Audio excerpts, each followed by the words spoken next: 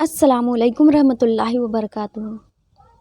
अल्लाह किन लोगों को बार बार मुसीबत और परेशानी देता है। आपने देखा होगा, जब हम लोग दीन पर अमल करते हैं और अल्लाह के रसूल के तरीक़ों को फॉलो करते हैं, सारी इबादतें करते हैं, तब भी हमारे ऊपर परेशानियाँ आती हैं। कभी कोई मुसीबत आ जाती है, कोई हादसा पेश आ जाता है, कोई और नुकसान वाला काम हमारे साथ हो जाता है।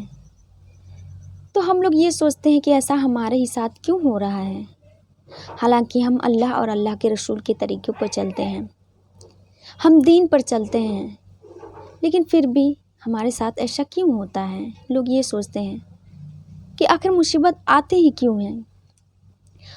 और बहुत सारे लोग ये सोचते हैं कि मुसीबत अगर हमारे ऊपर आ रही है तो शायद अल्लाह हमसे नाराज़ है, अल्लाह ताला हमसे खफा है। जो लोग ये कहते हैं कि अल्लाह हम पर बार बार मुसीबतें क्यों भेजता है, तो आज हम उनको एक हदीस सुनाने जा रही हूँ, जिसके सुनने के बाद उन लोगों को बहुत ही सुकून मिलेगा।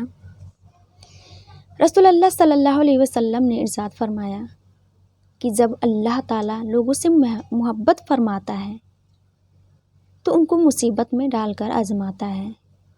चुनांचे जो सब्र करता है उसके लिए सब्र का अज्र लिख दिया जाता है, और जो बेसब्री करता है तो उसके लिए बेसब्री लिख दी जाती है, और ज़िंदगी भर वो परेशान ही रहता है, कभी सुकून से नहीं रहता। यानी कि जब अल्लाह अपने बंदों से मोहब्बत करता है तो उसे मुसीबत में डालकर आजमाता है कि ये मेरा बंदा सब्र करने वाला है या फिर ये इस मुसीबत से मायूस होकर हमसे दूर जाने वाला है। एग्ज़ाम्पल के लिए, जैसे हम एग्ज़ाम देते हैं, एग्ज़ाम किस लिए लिया जाता है, ताकि ये पता करने के लिए कि ये इंसान जिस चीज़ की पढ़ाई आप कर रहे हैं तो क्या इसमें ये काबिल है भी या नहीं, क्या उस लायक है भी या नहीं। तो इसलिए टेस्ट करते हैं, टेस्ट देखने के लिए कि एग्ज़ाम में ये लड़का पास हो रहा है या नहीं। तो जो उस काबिल होता है वो इस एग्ज़ाम में पास कर जाता है, लेकिन जो उस काबिल नहीं रहता वो फेल हो जाता है। वैसे ही सेम हमारे साथ भी होता है। अल्लाह हमारे ऊपर मुसीबत डालता है, आजमाइश डालता है कि हमें पता कर सके कि हाँ, ये बंदा मेरे लायक है या नहीं, क्या ये हमें मानता भी है या नहीं, या हमारे मुसीबत आने पर हमसे मायूस होकर हमसे दूर चला जाता है। तो अल्लाह हमें मुसीबत में इस वजह से नहीं डालता कि वो हमसे नाराज़ है।